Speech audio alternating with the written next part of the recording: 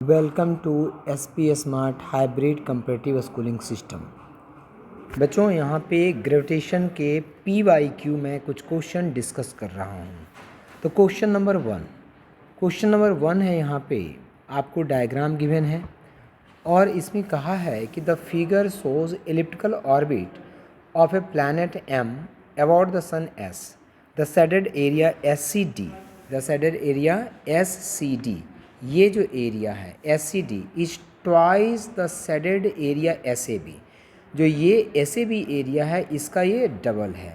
If T1 is the time for the planet to move from C to D, C से D तक move करने का जो time है this is equal to T1 and T2 is the time to move A to B, A से B तक जाने का टाइम जो है वो T2 है।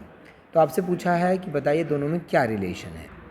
सो हम लोग जानते हैं कि equal area swept in equal time, this is the law of area in Kepler's law में हम पढ़ते हैं, कैप्लर्स के 3 लॉ। और लॉ ऑफ एरिया ये कहता है equal area are swept in equal time. So given क्या है कि area SCD equal to twice into area of SAB। ठीक है, the time taken to go from C to D, so T1 is equal to this is equal to 2T2। जो time है आपका वो given है यहाँ पे कि T1 is equal to कितना है 2T2, T2 हो जाएगा ना। Time taken to go from C to D से, जैसे इसमें बोला है आपसे कि if T1 is the time for planet to move from C to D and T2 is the time to A to B, तो जो A टू B में जो टाइम लगेगा आपका बेटा वो डबल हो जाएगा, क्योंकि एरिया डबल है तो टाइम डबल लगेगा, क्योंकि इक्वल एरिया इक्वल टाइम में ट्रेवल करता है। तो अगर एरिया डबल है तो टाइम डबल हो जाएगा। तो T1 इक्वल टू कितना हो जाएगा, this is equal to twice of T2। ठीक है, so this is the T1 is equal to twice of T2, B part is the correct answer. Now question number 2, में है two spheres of mass M and capital M are situated in air। ठीक है, situated in air and gravitational force between them is F। अब दोनों के बीच का gravitational force कितना है, F है। तो दो मास है, एक M है और एक कैपिटल M है। ठीक है, दोनों के बीच का डिस्टेंस मान लिया जाए R है और दोनों के बीच का जो फोर्स है वो F है। The space around the masses is now filled with a liquid of specific gravity 3। दोनों के बीच का जो स्पेस है उसको एक लिक्विड से फिल किया जाता है जिसकी लिक्विड ग्रेविटी 3 है। ठीक है, स्पेसिफिक ग्रेविटी 3 है। The gravitational force will now be, तो फोर्स इक्वल टू होता है G(M)M अपॉन R²। और जो G होता है बेटा this is universal gravitational constant और ये स्पेस पे डिपेंड नहीं करता है। दो मासेज जो होते हैं एयर में रखो, वाटर में लेके चले जाओ, किसी और लिक्विड में लेके चले जाओ, उसके बीच का फोर्स उस पर डिपेंड नहीं करता है कि आप उन दोनों के बीच का स्पेस, दो मासेज के बीच में जो स्पेस है वो किस चीज़ से फिल किया गया इस पर डिपेंड नहीं करता है। सो फोर्स जो होगा बेटा वो सेम होगा। So this is F is the correct answer. Now question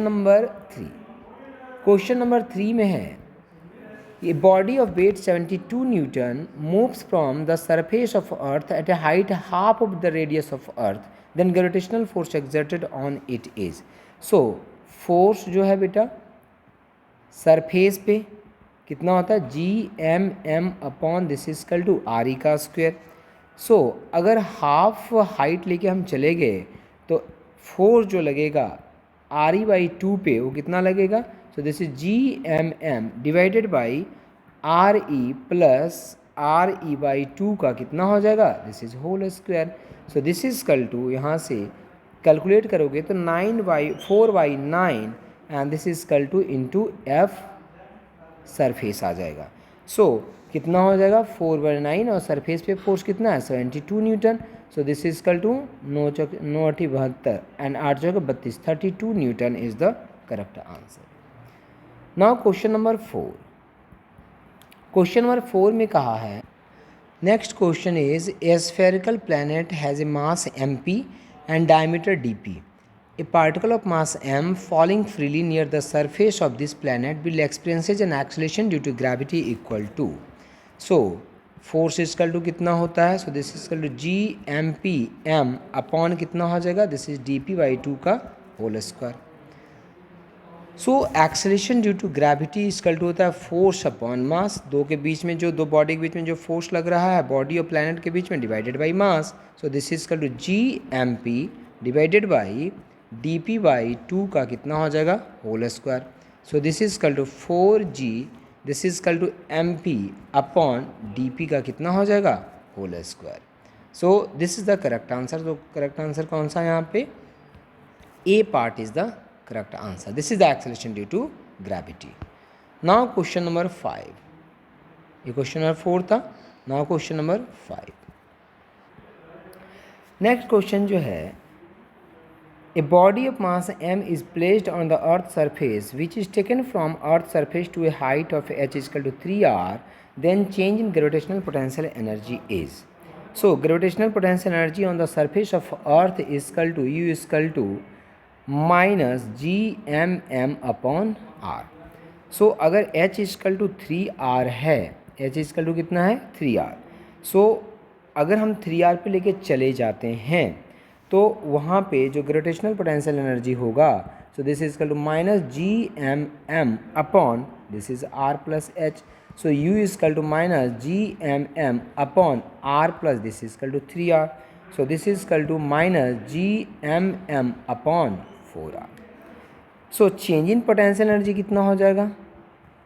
change in potential energy equal to earth के सरफेस पे minus G M M upon are और 3r हाइट पे ये हो गया. So minus G M M upon 4r minus G M M upon कितना हो जाएगा? r. सो इसको जब सॉल्व करेंगे so this is equal to 3/4 G M M upon कितना हो जाएगा? r. So this is equal to यहाँ पे हो जाएगा 3/4 this is M G r. This is the correct answer. Now question number 6. Question number 6 जो है आपका यहाँ पे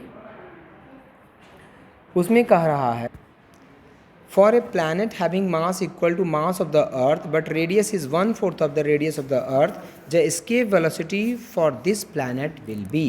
एस्केप वेलोसिटी आपसे उस प्लैनेट का पूछ रहा है. सो हम जानते हैं escape speed is equal to root under 2g into R E. So v is equal to हो जाएगा रूट अंडर या फिर आप इसे लिख सकते हैं 2gm upon this is R E. So R P is equal to कितना हो गया? 1/4 into R E and V P equal to कितना हो जाएगा? ट्वाइस ऑफ वी हो जाएगा. So this is equal 2 into 11.2 earth के सरफेस पे. So this is equal to 22.4 kilometre per second. So this is the correct answer.